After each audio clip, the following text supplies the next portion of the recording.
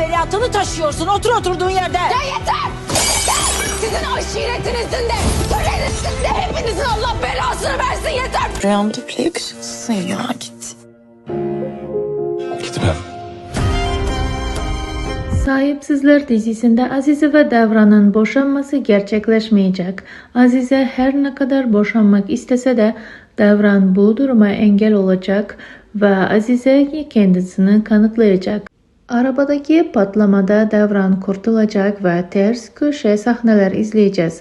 Devran araba patlamadan atlayacağını ben düşünüyorum. Siz de böyle düşünüyorsanız ve Devran'a bir şey olmasın diyorsanız yorumlar kısmında fikirlerinizi yazarsanız çok sevinirim. Azize ve Devran arası en az 2 bölüm içerisinde düzelecek. Pervin ise Melis'i isteyecek. Azize'nin bebeği erkek ve Zeliha'nın bebeği kız olacak diye duydum. Devran ve Azize bebeklerini beraber büyütecekler ve kan davası için bebeği almak isteseler de hiç kimse bebeğe bir şey yapamayacak ve Devran'ın elinden de asla almayacak.